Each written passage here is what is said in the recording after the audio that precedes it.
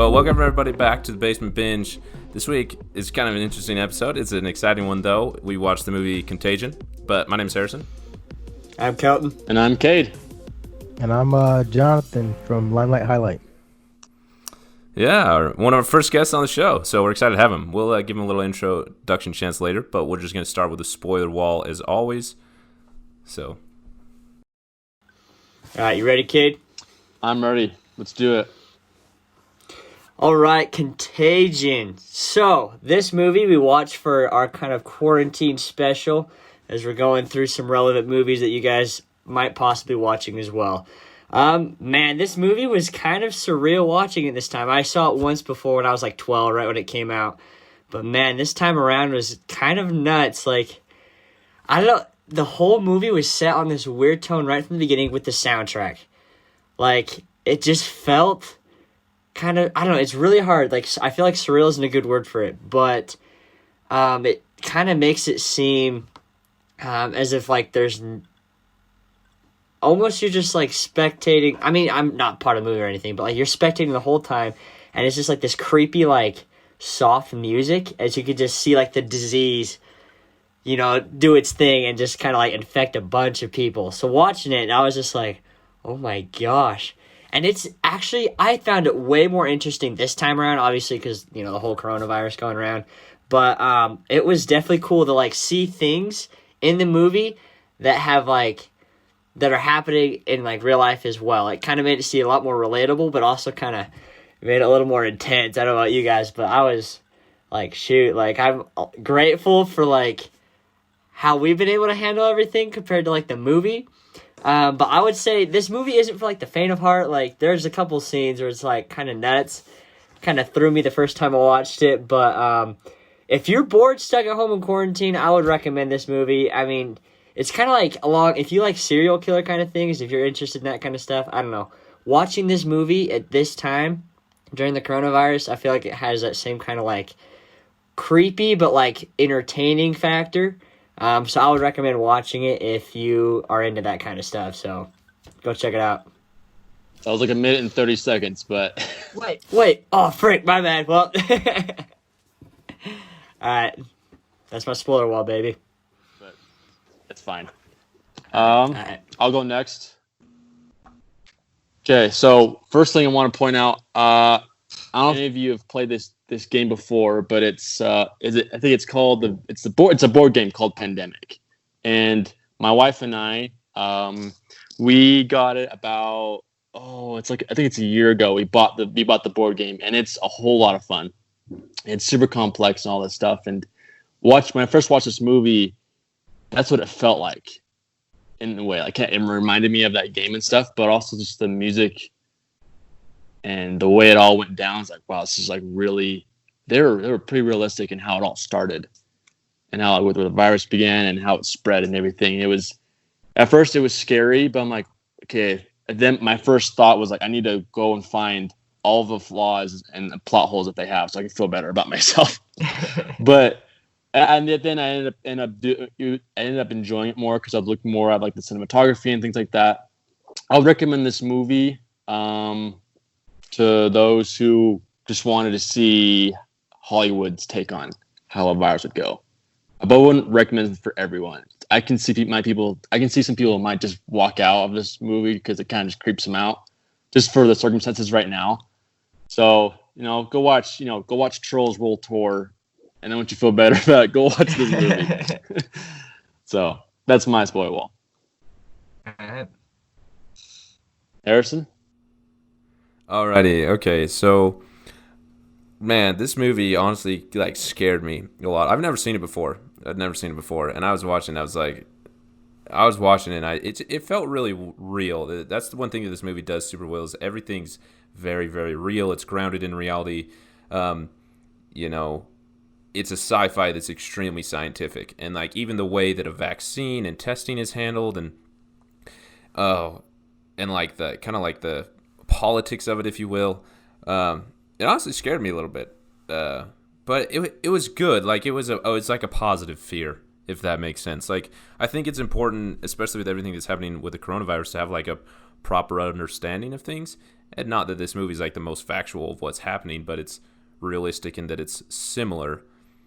But as far as like a recommendation goes, I'd recommend it to a few people. I mean, it's PG-13, but there's a few moments like the subject matter's super heavy, but like there's a few people who like die on screen, and it doesn't like hide it at all, and it just like kind of lets you, like forces you to experience it for reality. And it like, I'm not a queasy person, like I don't get nervous around blood or things like that, but like there was two particular moments that I like, my stomach was uneasy, and I was like, oh my gosh, like maybe it's because of how real it felt. But yeah, this movie is not for the faint of heart, but I think I enjoyed it. I'm not sure I'll ever watch it again, but it was a positive experience while I watched it. I'd enjoy it. It's really well made, but well made enough that it scared me. So yeah. Okay, Yeah. I got your timer for you, Jonathan. You are ready. Go for it. All right. For me, right off the bat, before I even, because I heard of this movie from before, but I never really paid too much attention to it until you guys told me to. Came out in 2011. The first time it came back on my radar was now. I asked my wife if she wanted to watch it with me, and right off the bat, she's like, "What's it called?" I said, "Contagion." She's like, "Nope, I have no business. I don't have zero desire to watch that movie." So she's like, "Let me know how it goes, though. I'm gonna go upstairs." I'm like, "All right, whatever." So, like I said, the movie came out in 2011, but it's the first time I'm seeing it. And if you would have told me, like I said a little earlier, a couple years ago, a couple years later, if you would have told me that, hey, watch this movie after all this COVID-19 stuff went past, I would think, oh, this movie's based on true events and it's our events now, so it's kind of just a scary thing for everything going on right now. And like you said, I only recommend certain people to watch it because it'll definitely raise your anxiety if you have anybody else who's super anxious and like those germaphobes and stuff like that. But I really like the way this movie plays on the details and stuff. So that's my spoiler wall. all right, thanks, Jonathan. You're a veteran at this.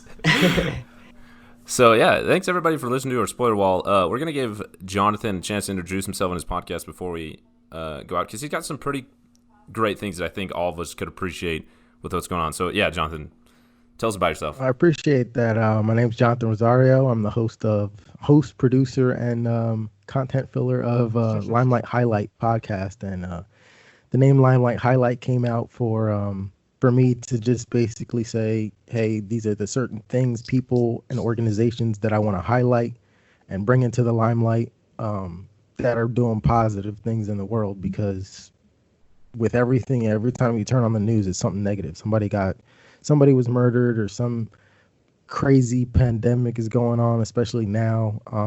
Politics is a huge thing going on in the news right now, and nothing seems to be positive, so I found that lacking in somewhat of the podcast world and in the news. So I figured, why not create a little niche or corner for myself that focuses on the positive news. So I've just been doing that for about 2 years now, trying to just continuously evolve the podcast and trying to get positive people more highlighted and show people that, in the world of doom and gloom, there's a little bit of light that's shining out there, and it's not all bad, pretty much. So Yeah, man, I can attest to that personally. So I watched this movie Contagion this morning, and then I was making breakfast afterwards, and I was like, I'll like try and cheer myself up. So I actually was listening to one of the episodes that Jonathan did, is specifically about the coronavirus, and it was like, it lifted my spirits a lot. Like, all right, it's not the end of the world. Like, it's definitely not great, but it's not the end of the world because there's good people doing good things out there. So anyway, Jonathan, we appreciate being on the show, but where can people find you? I'm on basically every platform you can find podcasts. I'm on YouTube. I'm on Spotify, Google Play, or Google Podcasts now, I guess it's called. I'm on Apple Podcasts, Stitcher, all the major platforms, and the little ones as well. So wherever you find a podcast, be sure to go subscribe for some good news. Yeah, give him some love, guys. Yeah, he's doing great work. Yeah, his of course, as always, his podcast is going to be linked in the show notes. He'll be there with the Limelight podcast, or Limelight Highlight, I mean. So yeah, some other super quick positive thing that we want to draw attention super quick before we move on to the regular scheduled program is just what Podchaser is doing. I mentioned it in a podcast a little while ago with their reviews for good. That they actually extended. They were only doing it for like 16 days, but they've extended it for the whole month of April. So what it is, Podchaser is sometimes referred to as the IMDb of podcasts, where you can just find info about podcasters, a podcast show. You can listen to episodes, but you can also read reviews. That's a big part of it. And for every review that's submitted to any episode or any podcast, they will donate 25 cents to Meals on Wheels. And then if a podcaster replies, which we will definitely be doing, they will double their donation. So the link to Podchaser and our Podchaser and also Jonathan's will be linked below. We would love a review, but really just go review any podcast you've ever listened to ever, good or bad. Just leave as many reviews as you can because each one is going to a wonderful cause with Meals on Wheels that helps deliver meals to elderly individuals at home who are really at risk with the coronavirus and struggle to get meals. Yeah, just personal insight here. I sell Medicare over the phone as my profession outside of the podcast. So I talk to elderly individuals on the phone all day, and almost every single one, their biggest concern right now is getting those essentials like meals to their house. And a lot of them know Meals on Wheels. They trust Meals on Wheels. So it's a wonderful group that you can help out a ton just by leaving a review for your podcast, which I'm sure the podcasters would love as well. So yeah, go check out Podchaser. Awesome. That's awesome because I had no idea about any of that. Like when I heard about the Podchaser thing, I didn't even know what Podchasers were first off. So I'm glad you explained it's basically the IMDb of podcasts, and I should have been on that thing for a while ago. But with the Meals on Wheels thing, that's even better. That's a big plus. Yeah, so everyone go drop in and hit a review, hopefully on ours. But, I mean, like Harrison said, any other podcast, just go check it out. Leave as many reviews as you can and, you know, help out podcasts and also just help out these people who really need meals and essential items. So, go do it. Yeah, you've gotten to the end of April. And, you know, other thing, if you're new to podcasts, I personally made like 5 lists that I'm sending out to my friends and family of different categories of podcasts for people to get into podcasts to be able to read reviews because it takes a few seconds and really helps out people. So I'll have those different playlists listed that have different shows and episodes that kind of are tailored towards different genres or themes. So awesome. All great stuff. So without further ado, we'll jump into our regular scheduled program, in the words of Harrison, into our first segment of our podcast. This is the 2 cents. This segment is pretty much a knee-jerk reaction to what movie that we watch. This contains, it's a full 2 minutes that you get uninterrupted time by yourself, but that's all you get. And any other time you get cut off. So make every minute, make every second count. And we'll start with, I'll go first with my 2 cents. I'll hop into that. Okay, I'm on the clock. Let's do this. So Contagion, I remember watching this before, and all I remember is Jude Law walking around in a do-it-yourself hazmat suit. That's all I really remember from the movie. And I realized there's a lot of big names in this movie, and so I was impressed by that. My first thought was, when I first watched this, was, is this going to be like too relatable for me to want to watch this or even talk about? That was like the first 5-10 minutes into the movie. That's what it felt like. But going into it, further watching this movie, I recognized, since we've been doing this podcast stuff and analyzing movies for, it's like 7-8 months, maybe 9 or 10, is that I've gotten to this habit of analyzing a lot of movies and just kind of like overall looking at different things and at different ways.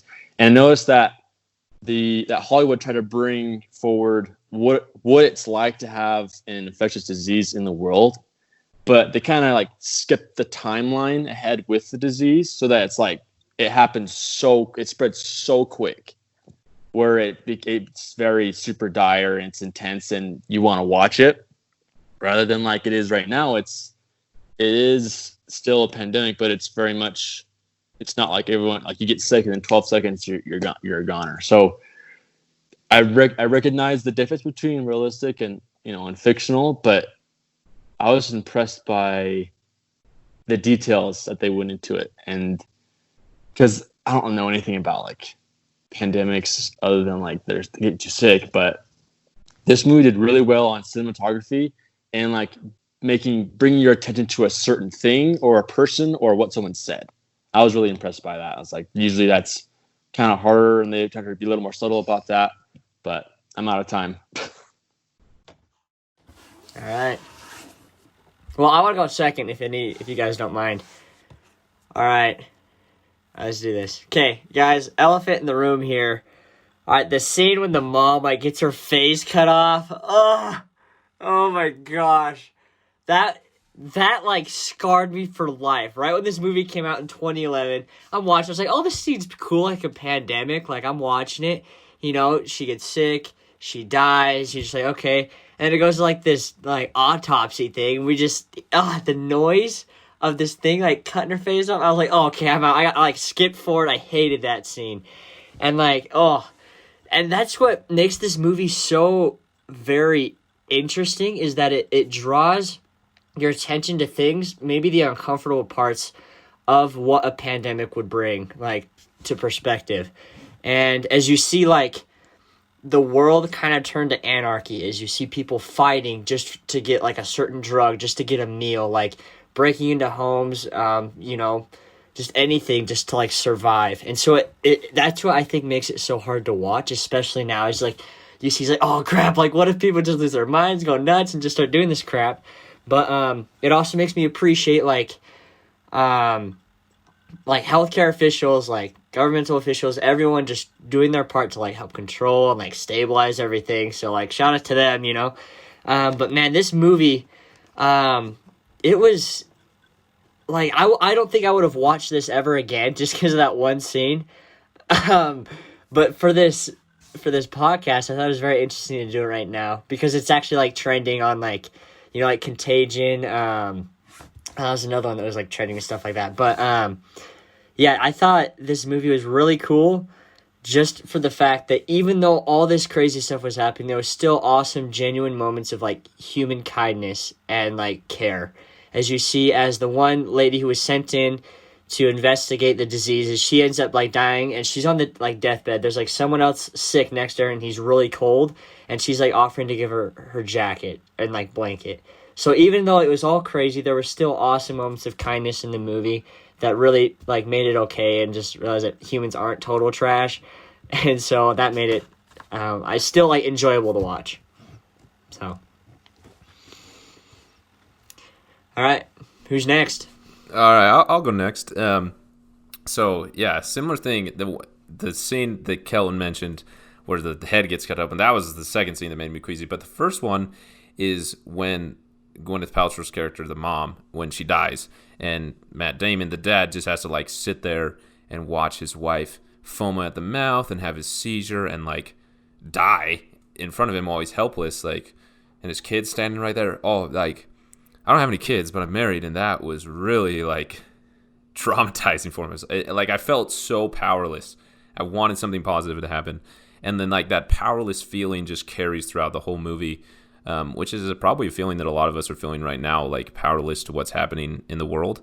But also like what was said before, it like seeing how bad the world in this movie gets, it made my trust in humanity and healthcare officials and government officials and the way that things have been handled, that someone can argue is good or bad, but generally we're staying at home. I don't see people robbing banks, and maybe I'm just in a good part of the world, but like I feel like the reaction that the world has had in reality is a lot better than this movie. I mean, it's still scary. I still feel a little bit out of control, but I have a lot more trust in humanity than this movie made me feel I initially had. And like I really like grasped onto how horrible it is, and then I had to take a step back and be like, no, we have good people out there that are responding in a positive way, because this is a real matter. I mean, things are spread around because we shake people's hands, and I kind of side note, I hope that maybe at the end of this we stop shaking people's hands because that's just gross. But like, yeah, it was anyway. I'm getting distracted here. I really enjoyed the movie. It was well directed, well acted. The casting was really like all-star. The cinematography, music was super good. Like everything really conveyed that emotion so well. It was just a really well-made movie, to the point where I would never watch it again. It was made so well that it made me too uncomfortable. Yeah, but I don't know how much time I left, but I don't have anything else to say. Okay. All right, I guess that leaves me, huh? Yeah, you're up. All right. So immediately when the movie starts off, I didn't really know what. I mean, it's called Contagion, so I assumed that it had to do with some type of pandemic or disease. And immediately it starts off with coughing in an airport, which is like where this whole thing starts to cough.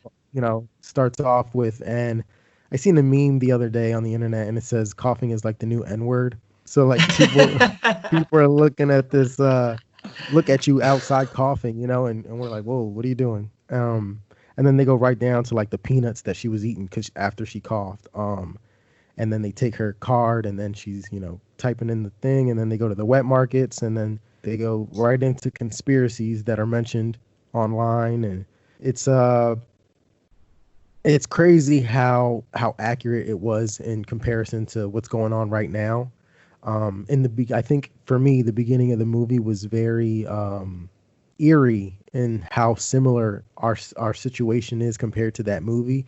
And then it kind of made me feel a little bit better when it got a lot more dramatic, because it got dramatic in like less than 20 days, and we're already in like day 30 or something like that, or more than the day 30 on lockdown. So it made me a little bit hopeful in that sense. But man, just monitoring, when Harrison was talking about the cinematography, where they're panning to people just doing regular things like feeding their kids with their hands, people touching doorknobs, and the way like things are spreading, like immediately it just shows you how all like that virus is spreading and how fast it's killing people.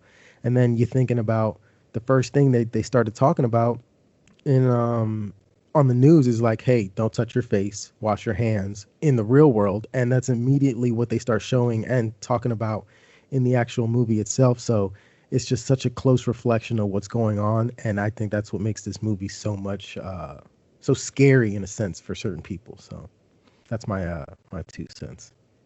Nice. Yeah. Again, Jonathan, you're an expert at this. So we'll move on to our next section, though, which is going to be interesting. It's Pick Your Poison. This is our personal ranking here at the Basement Binge, where we have 4 rankings. The first one, obvious one, never watch again. The second one is to stream it. If it was on a streaming service that you were already subscribed to and you were looking at someone to watch, you'd watch it. Rent, pay a few bucks, it's worth the price. Or buy, you're going to pay highest price you can for this movie to watch it a bunch of times. And kind of what rank we'd give it. Mine is probably going to be never watch again, because I had my one time. I learned my lesson. I'm washing my hands. I'm being more careful now. I don't need to go through that again. That was enough. But I mean, it's not because it's a bad made movie. It is so well made that I'm not going to watch it again. One hit wonder. Yeah. Jonathan, you want to go next? Yeah. For me, I put this movie in the Rent category, only because it's for me it was an interesting movie. It wasn't like, I like action and like sci-fi and stuff like that. It wasn't action packed, but it was very interesting. It had you sitting on the edge of your seat the whole time. And for those certain people who want, like, I think this movie is really cool as far as in a rent form, because if something like this were to happen, or like me in this case, I know I've said it like 3 times now, but if I knew this movie didn't come out in 2011 and this was years later, I would think it'd be based on what's going on right now. And I think it's a really cool movie to revisit if you have a friend over and you're like, hey, have you ever seen Contagion? They're like, no. And then you kind of just have that conversation like, hey, let's rent this movie, watch the movie, and then you guys can actually have a really good discussion about the movie, because it has to do a lot with like real life. So. But I wouldn't buy it, because I don't think I could see myself just randomly popping this movie in whenever I just feel like watching something. So. Yeah, Friday night, date night with the wife. Hey, you want to watch Contagion? That was good. No, yeah, but it's not there. For me, I should clarify. I agree with Jonathan, though. Like, if you have not seen this movie, or you're with a friend and you want to have a good conversation about it, it is definitely worth the rent price. But like personally, I rented it. I paid my dues. Anyway, sorry. Well, No, you're good. At least for me, it was like I would definitely if this popped up on Netflix, I haven't seen it in a while. It's like, oh, what's this? I can't remember. I remember seeing this once, but I'll be willing to watch it, by my own on my own, or like we ever ran out of things to watch and stuff, and we're sick of Disney Plus and stuff, and so we just end up watching this movie. So for me, that's how much this movie would be for me. I wouldn't rent it again. I would definitely just if it's on a streaming service, and yeah, I'll watch it because it's interesting to talk about and speculate and stuff, but it's kind of like, okay, well, let's go back to, I don't know, Marvel movies or something, Yeah. or The Office or something like that. But it's Something happier. something easier happier to and bear. positive, and something that's just comical. I love comedy and any sort of movie. So I don't know. I don't know if there was any comedy in this at all. It was very much a drama. Oh, I did find one comedy scene which I'm gonna share binge points, but but yeah, there's like one thing in the whole movie. My pick my poison right here. This one's tough. Like thinking about it, you guys all make good points. I think this would be a very fun movie to watch with your friends if they hadn't seen it before. But I think I would fall in the Rent category here. I rented it this time to watch it. I would be down to do it again, like, if I'm feeling like daring in like the future or something to watch it. But, this movie it's a good movie. Like that's like Harrison said, it's not a bad movie. It just could be tough to kind of like handle it, I guess, or to watch it, especially just now, like we've talked about. So I would pay a couple bucks to watch it again. But yeah, I don't think.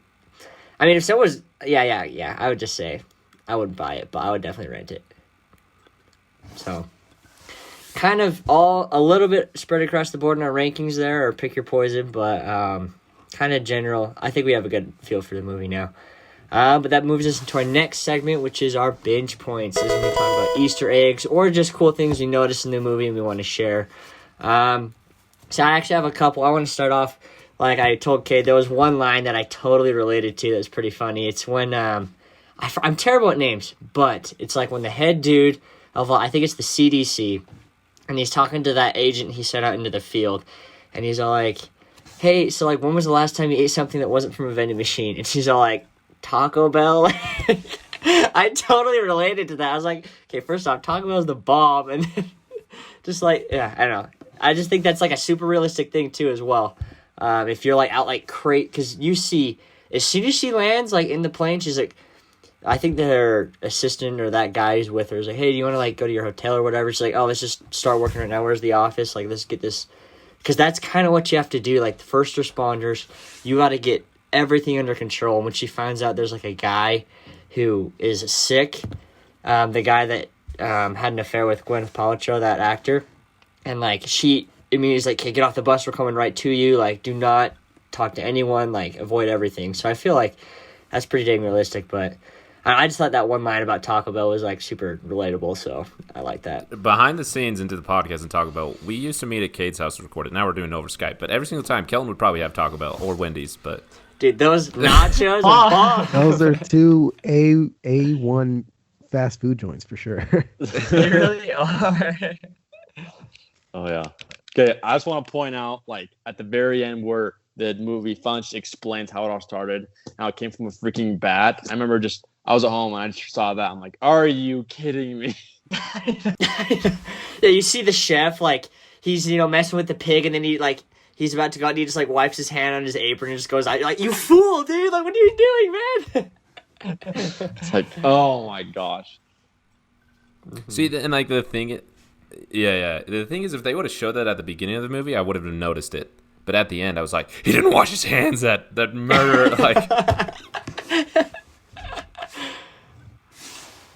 Yeah, because it's like, I don't know, we've seen this, in our other podcast episodes, but I am a sucker for like origin stories. So the reason I was hooked on this movie is because you're thrown into the movie in like step 2.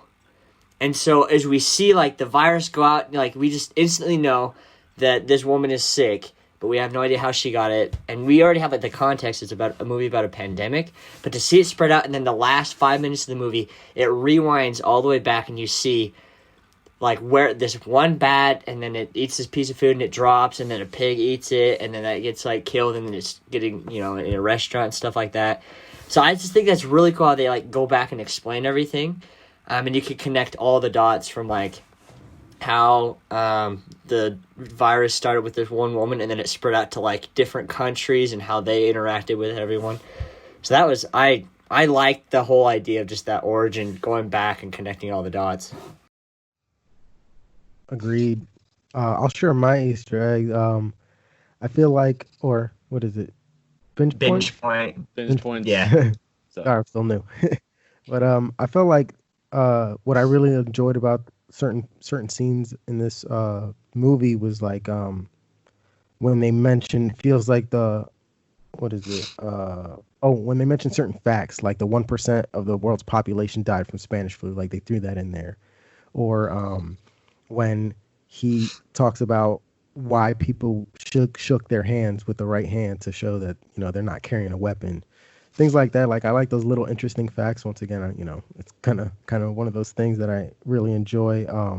And then you see certain parts where it was very subtle, but you knew what was going on. Like when they were buying a bunch of hand sanitizer and then a bunch of canned foods in the grocery store that they talked about. And then I remember when they finally came up with the vaccine, you know, they go through the deep freezer and you see SARS. And you see like the other vaccine that they had along with the vaccine that they're freezing, or I don't know however they come up with that type of stuff. But the fact that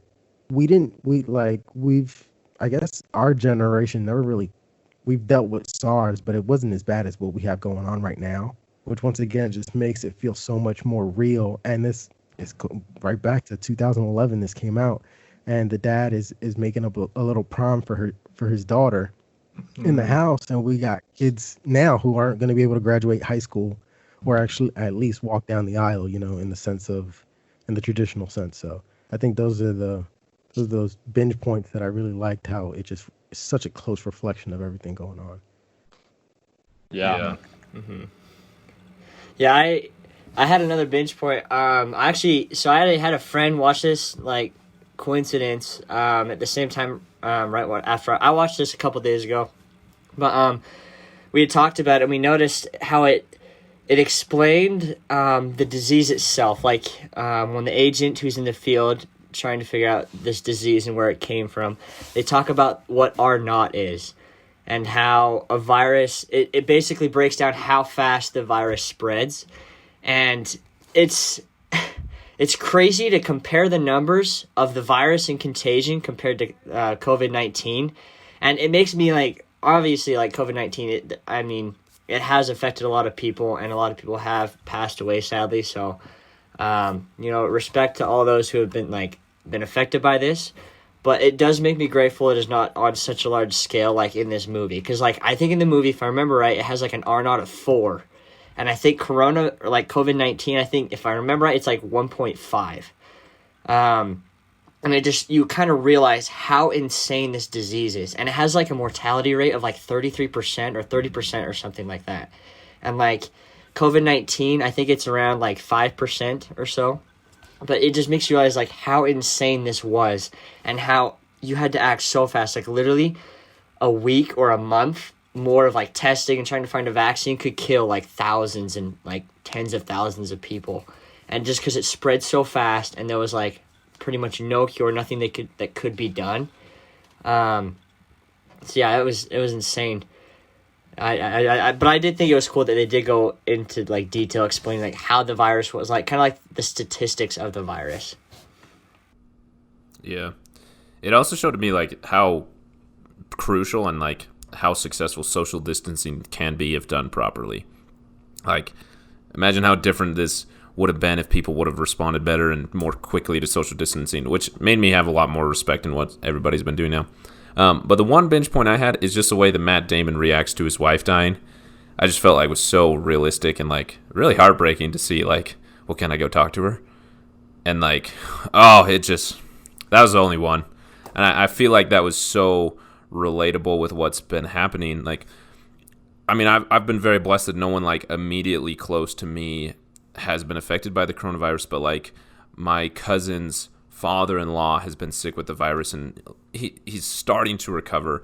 Or like another family that I went to high school with and lived together with my old neighborhood, like one of the daughters has passed away sadly, and like none of it really feels real to me yet because well, part of it is like I'm not around those people, so like I don't see them in the hospital. I didn't go to a funeral. Like I didn't even get to go to my great grandma's funeral, who just passed away from natural causes, not related to the coronavirus, but like everything feels so like fake, and like I'm waiting for life to like get back to normal when like sure I think life can adjust and we can move on, but like I don't think it will be normal again because there's going to be so many adjustments, especially like socially, that will happen. Yeah, I completely agree. Before you get to your bench points, there's one thing you did say that was pointed out in the movie that kind of took me by surprise. I don't know if it's just me, but I've never really heard the term social distancing before. And when he says it on the on TV, he's like, "Yeah, we need to social distance." I just keep going back to this movie came out in 2011, and I'm just seeing this now, like it's just so crazy to me, but. Oh, I agree. When he said that, I was like, whoa, that's an actual name. Like that's not something he came up with right now. Yeah, he said that. I was like, oh, I know what that is. So. Yeah. Yeah, one last binge point that I had. I feel at the end, I know when they're going through animal testing with like chimpanzees to find a vaccine for the virus, and we see that the doctor finally finds a virus that or a vaccine that doesn't where the virus doesn't kill a chimpanzee. And I remember she's staring at it in the cage, and then she makes the choice to just take that serum of that vaccine and just give it to herself, and she immediately just goes and exposes herself to the virus. And watching, I was like, what the freak are you doing? Are you dumb? Because I was just thinking well, frick, if she dies, then that means just another less person working on a vaccine. She's leading the vaccine and trying to find the cure and everything. But then as I thought about this second time around, as I see her go, and I think it was her father, correct me if I'm wrong. Okay, yeah. And so she visits him, and he's sick, and he first thing he says what are you doing? I don't want to get you sick or anything. But she goes out, and then it turns out it's the vaccine, it works, and then they start spreading it out and everything. But I think it was very humane as we see she recognizes look, if we find the vaccine right now, it will save arguably hundreds of thousands of lives, and just be able to accelerate that timetable, because I think with a vaccine there's a ton of red tape, hoops you got to jump through. There's certain phases of testing you have to do. And so to see her do something it's illegal or breaking conduct or whatever, but to see her just accelerate the trials just to get a vaccine out was very humane, and I actually really did like that part. Yeah, sometimes they what was the thing that she mentioned before she injected herself? She says, human trials take forever. So she just sped up the process, and it's just crazy that some people are willing to do stuff like that. Yeah. Yeah, it reminds me of a podcast that I listened to months before we were even quarantined, and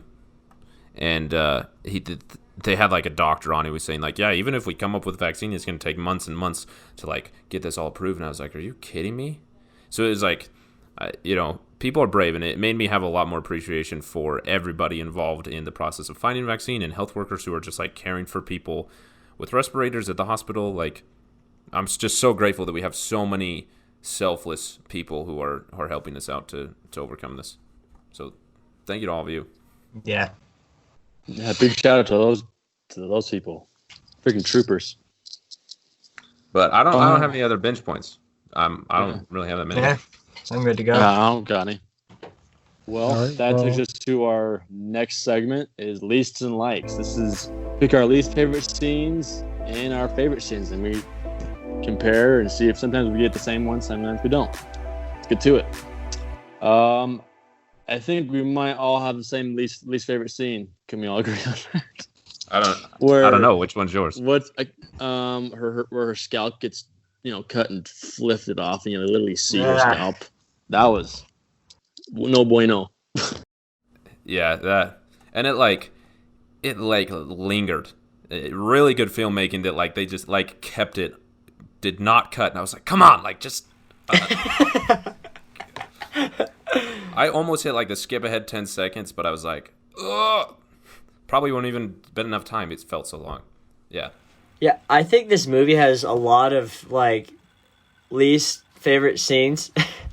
Just maybe because it's so realistic, but I think there's a lot of honorable mentions out there. Like it was already mentioned, Harrison, when Matt Damon watches his wife die, or when he's told the news that she has passed away. I'd say my least. There's a lot, but I'd say my least favorite scene is when he finds out his son passes away too. Holy cow! To go from your wife is on a trip, she gets home, and I don't know, I forget the timetable, but it's literally days later or the next day, she dies, and then his son gets infected, and then he passes away too.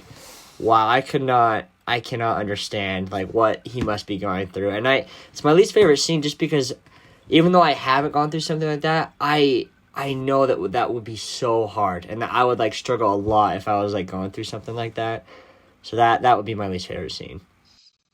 For me, my least favorite scene was when they're digging that mass grave, and the guy talked, and he has flowers in his hand because he had an actual relationship with that well, she was a researcher, and he goes, did we run out of body bags? He goes, yeah, we ran out of body bags. They're stuck at the border of Canada. We're just waiting to see how this plays out. It got that serious that people are just wrapped up in trash bags now. And just to piggyback off of that, when Matt Damon is with his mother-in-law, and she's like, we have a grave plot, and they're like, I'll figure something out. But they couldn't even bury his wife and child in the same family grave plot that they had. So it's stuff like that is just super crazy. But one of my favorite scenes was when, what's the actor who plays Morpheus from Matrix? I forget his name. Yeah. I always call him Morpheus. I know what you're talking about. So Morpheus, he goes in, he gets the cure because all the important people are getting the vaccine, and he gives up his vaccine to the janitor's son that worked in the office. I thought that was one of my favorite scenes because it showed he wasn't, he's obviously trying to look out for the people he loves, but also there's a little bit of that compassion going on. So, yeah, I think I'd say that was my favorite scene because, he went toward his family and tried to help them out and save them, but then he got caught in the act almost, and the janitor's like, hey, I got people too. And then you see him later, he's looking out for the little guy, and he has this redemption moment. Yeah. It's oh, that's awesome. I like that too. That's a good scene, Jonathan. My favorite would just be one of the many selfless acts, like the one you guys already mentioned. I really like that one. Or the lady, the researcher who dies and tries to give her coat to the guy, or Matt Damon making a prom for his daughter. There's some others that I can't remember right now, but there's a lot of showing selfishness and people only caring for themselves, and almost the corruption of humanity in this movie. And kind of peppered in there is those moments of truly selfless people giving of themselves that I really, really appreciated. They were all my favorite. Yeah, I think I'm just gonna piggyback off you guys as well. I mean, all the compassionate acts, I think, were my favorite parts of the movie, just because I don't know, I'm not gonna fall in here. I don't want to get too deep, but it just made it a lot easier to watch and a lot more enjoyable because it's just hard to watch very uncomfortable or tough things like that, of watching a lot of people getting sick, a lot of people passing away, and people trying to deal with mourning or trying to survive. It could be very heavy. So being able to see these little clips of just 5 seconds of someone going out of their way to put the general care and welfare of someone else ahead of their own made it a lot more enjoyable. But before we move on, really quick, I just feel like someone's got to address that dirtbag news editor who, like, totally was just making money. Yeah, just making money off of a pandemic. And, like, you know, he, like, I think they mentioned, like, he didn't even have, like, the virus. And here he is just, like, talking about, like, a fake medicine or whatever and, like, trying to sell it. I don't know. I had to get that out there. I was like, wow, that guy's terrible. He got what came to him at the end, though. Yeah, he got Yeah. Tried to karma. run. I mean, let's talk about how he was running. That was pretty. He's a pretty slow runner, man. Oh yeah. If you're really trying to get away, first off, you're not gonna grab your bag. You're just gonna take off. Oh, you're just gonna take Get off. that stuff later. But yeah. He would suck in the game of tag. Let's just put it that way. I guess it's time for that fall in, huh? Oh yeah, let's do it. Just to reiterate, what exactly, like, Fallen, where did you guys come up with that before we get into it too deep? How we come up with it? I remember when I was like coming up with the idea for the podcast, because one of my favorite things to do is like I've not graduated, but I dropped out of school. But when I was going to school, I started to go for like a film degree, and the university I was going to, like, one of their main focuses is like how movies and media is like, they call it the theory of film, how like it can convey an emotion and persuade our belief system, which I find really interesting. And I had this is turned into a long story, but like the professor and one of the TAs who taught the class like focused on like really historic movies and like really obviously movies that fit that mold of persuading our beliefs. But one of the other two TAs who taught the class chose to only talk about blockbuster movies and how like a lot of people think that they're only for money, which may or may not be true, but like how even if it's not intentionally made, there still is a persuasion of beliefs that happens by the end of the movie, which I think is super interesting. And so I wanted to like kind of take something out about that, but like in a positive way. So, you know, let's watch these blockbuster movies, but see like how there's actual truths and like applications and morals and things that we can take from this movie and apply to ourselves to try and become better. And then I was just bringing it up to the other guys, and I don't remember where the name Fallen came from, but that was like the idea behind it. Well, I appreciate the explanation, and it helps understand a lot more what exactly the Fallen is. But for me, I wrote, or I kind of made some notes, and I put that it kind of shows how our species has faced pandemics throughout the years, mentioning different vaccines that people had to come up with and things like that. I really enjoy how it reflects Congress and politics, and it's not black and white. You know, kind of we're on the outside looking in, so all we think is, hey, if you guys got the vaccine, why not just start giving it to people? Or, you know, why isn't everyone getting adequate health care? And it's like there's a lot of moving pieces and a lot of people and a lot of people's lives that are on the line that the people in power don't even really know what to do, and they're trying to make it affordable and with, you know, the whole raffling off the vaccine in the movie. Yeah. It's like, who are we going to give it to? You know, we can't pick and choose. So here's a little unbiased, fair way until we can come up with enough production that everybody can get this vaccine. So I just think it shows, you know, it's not as black and white. It's a reflection of our world today with everything going on. There's people right now protesting in the streets talking about, we don't want to be, you know, stuck at home anymore. You know, you're infringing on our rights. But at the same time, you got other people like, you got to stay at home. You got to social distance until this thing is over.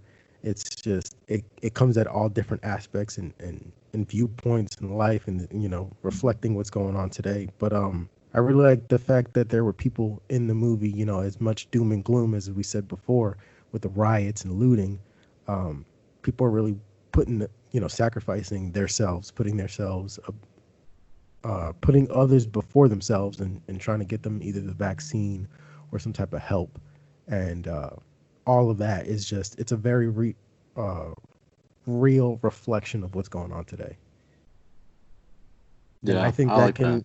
Yeah, and I think that can work, like, no matter, I know I keep saying it's 2011, but that, you know, it can work for whenever, like any time frame that goes on, you know. It's just, you have all those aspects of life. So Yeah. I like what you said about that, Jonathan. I think what's really cool. What I just thought of is that the good of humanity, it doesn't change over generations. Like it always stays the same. It's always people always reaching out, doing good, always making sacrifices for other people and reaching out and just to make people feel better or to really help their situation. That through each generation, fashion, finances, economy, politics, a lot of things transition or they just kind of fluctuate and stuff, but the good of humanity is constant. And that's what's really cool is that watching this and seeing there's some points where like people like I think it was at the point where they were at the prescription place or they're at it was some sort of like pharmacy of some sort. Yeah. And they said that we can only hand out like 50 at this time. And just like that, they all like they threw a chair through the window. It just went from like 0 to 60 so quick. And I remember watching that scene. I was like, you know what? They wouldn't do that. There's good people. Like we would understand. We would be patient. There's some people that would like yell and be frustrated. There'd be some frustration, but there's points where like we know that. I mean, the world has gone through 2 world wars. The world's gone through a lot of stuff. This sickness. Talking about now, this sickness right now. It feels like a massive deal where it doesn't seem like there's an end in sight because we're at home and we're kind of just sitting and waiting per se until it's over. And that the thing that we have to be cautious about is other people rather than like being outside because it's too cold or an earthquake or a natural disaster where it's a certain event rather than possibly somebody else. So it feels different, but humanity. I mean, you saw there was all those videos in Italy about how they held a concert from their balconies and stuff, and everybody's singing or like they're talking. Like I loved seeing that stuff. That's so cool. And like the other day, I was cooking some hamburgers out on my balcony, and there's because we're on the 2nd floor of an apartment complex, and we see there's a family that we can't walk by every so often, say hi and stuff, and they were taking out the trash, and we kind of had this small conversation. It was all jokes and fun, and just being, happy with what we have and stuff because we still have families, we still have, what was really important. And for me, it helped me kind of just how I don't know if you've played the Wii, Jonathan, where you have to recalibrate your controller. Yeah, you got to go corner to corner and something like that, right? Yeah. And for me, when this went down, I felt like it was just me having to recalibrate. Like, okay, this is what's really important. This is what really makes me happy, rather than, this like, fictional necessities.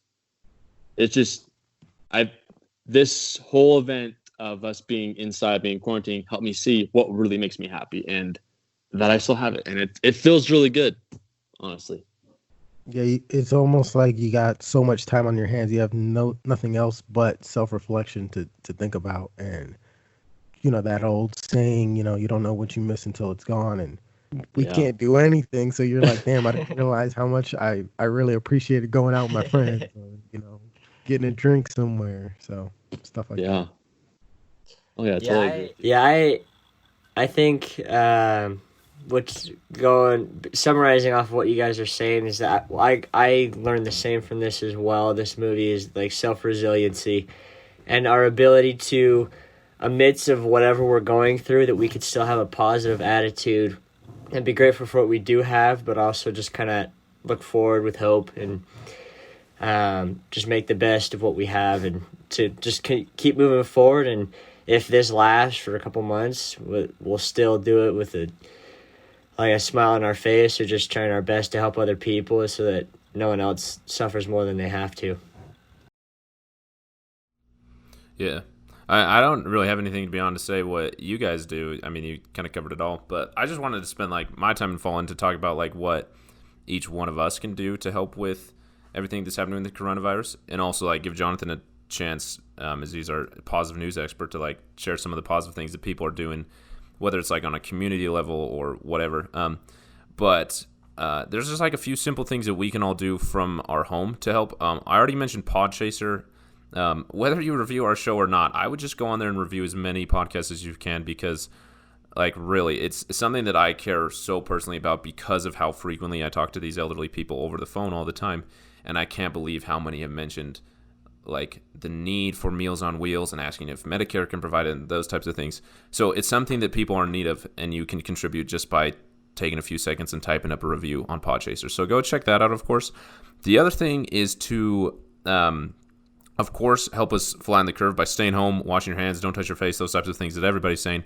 But also help out your like local hospitals or healthcare locations, clinics, whatever it is. There are tons of people there who are working nonstop, who probably aren't even taking time to eat lunch. So if you can donate like granola bars or trail mix or like things that you can like grab and eat quickly that fill you up while you're still going, just donating things like that would be a huge help to everybody who's really kind of on those front lines fighting against a virus that we don't have a cure for yet, but they're doing so much for all of us. So those are just some simple things that I thought that we could all do to do our part. But yeah, if you guys have nothing else to say, I'd love to hear some of the more positive things that Jonathan knows about that people are, positive news. Yeah. So one of the things that I constantly harp on my podcast is how there's a lot of things, a lot of injustices that are going on in the world that people don't really care about per se, and mostly it's because if it doesn't affect us personally, we don't really pay too much attention to it, right? That's just kind of who we are as people, as a species. We're just, self-preservation. If it doesn't hurt me, then I don't really care about it. But with this, it's hurting so many people, or it's affecting so many people, that all these people have time on their hands now. So you have restaurants that are having to get creative and figure out ways to stay in business, because that's one of the industries that's hurting real heavy right now. And one of the things that they have that I found was really cool is they got flooded with this restaurant that got flooded with a ton of business after they launched this adopt a doc or nurse catering services. So basically, let's say you're just gonna order from this guy because you want to you wanted to order some food from this guy, and you have an option to, when you order your meal, you can order a meal for either a doctor or a nurse as well, or a healthcare worker, whatever it is. And so that alone, in the first day, he had like almost 3 times more than his regular business when his restaurant was open to the public. So things like that, people are getting creative. Another What set of good. what business is that that's doing that? Do you know? Yeah, I have it right here. One second, I'm trying to see. Oh yeah, no problem. Let me see. It's in California. It's called Tootsie's. It's a Tootsie's restaurant in the Stanford Mall in, what is that? What place is that? Palo Alto in California. So Okay. California's huge, so I'm not sure exactly where it is, but it's called Tootsie's. And on the first day, he just got a ton of business. But another really good news story that I mean, everybody loves animals. Most people love animals, I would say. It's a consensus, especially dogs. Every animal at Chicago Animal Control has been adopted. So like, I know Wow. I know I was looking up different like shelters and stuff like that, and for the first time, because everybody's at home and everybody got a ton of time on their hand, it's like all these shelters have minimal amount of dogs in them in it anymore. Like my wife and I are trying to look for a dog, and now everything is online, so it's like a online service where you can like virtual meeting with the animal to see if you guys meet, or not meet but match. And we can barely find a dog to adopt now because they're just all been fostered or adopted, or they're not in the shelters anymore, which makes me feel really good. That's Um, really cool. I did not know that. yeah. And Chicago, Wow. you got to think Chicago's what, the third largest city in America, Yeah. and their shelters completely empty. Every dog has been adopted, so It's that's super huge. wow. Yeah. That's crazy cool. And it's not only in the U.S. either, So one of the things that I covered on one of my podcasts was 78 elephants in this Thailand little supposed, it's not a sanctuary but a tourist attraction, have been permanently set free from carrying tourists on their back. And when they did the interview with the guy, he basically said, they're gonna have to revamp their stuff, and they've been in the business since the 70s.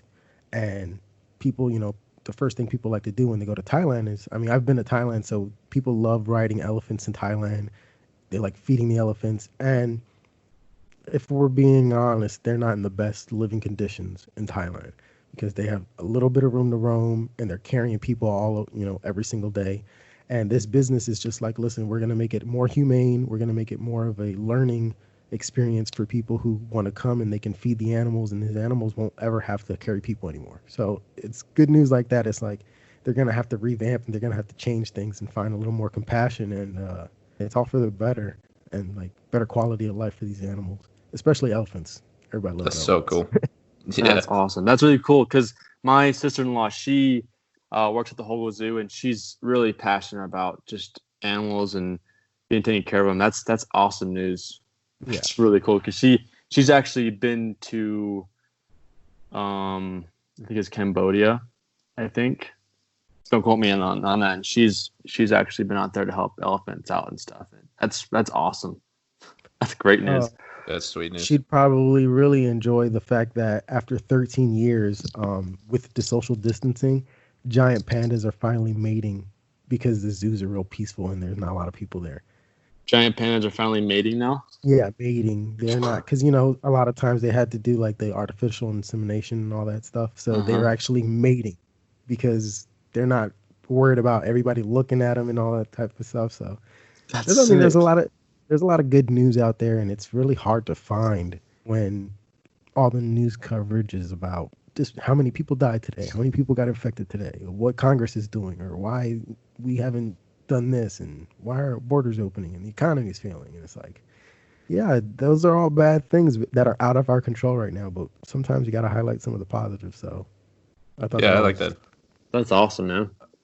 If you won't mind, Jonathan, I was wanting you to mention like what you covered on your one episode about what Chick-fil-A is doing, and also like what's happening with like pollution and kind of like the climate. Oh yeah.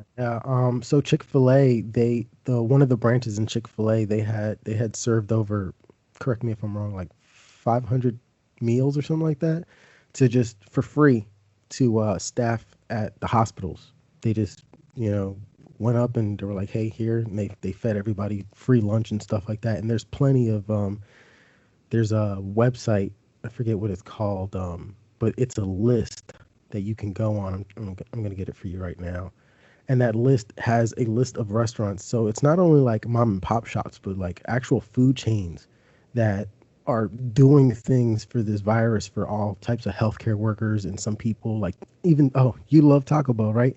Taco Bell before was giving out free tacos, like free, completely free for anybody. It doesn't matter if you were a healthcare worker or anything like that. So you could. I gotta hit that Yeah. Where is it? Let me see.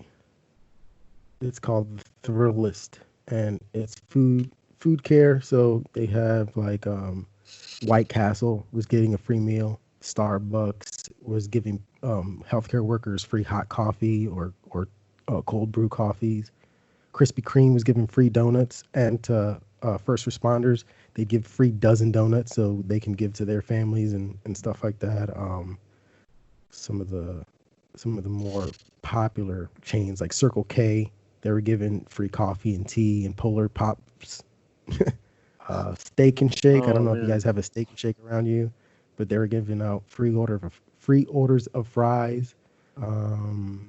Yeah, like there's a ton of them. There's a whole bunch. But I know Sam's Club. Do you guys have Sam's Club out there? Yeah, we got Sam's Club. Sam's Club right now is giving people who, first responders or anybody who works in the medical field access to, without a membership, to their stores. So like you don't even need, and they're getting special hero shopping hours as well. So it's like from 8 to 10. You don't need a health. All you need is your healthcare worker ID. Other than that, you don't need a membership, and you can just go to Sam's Club.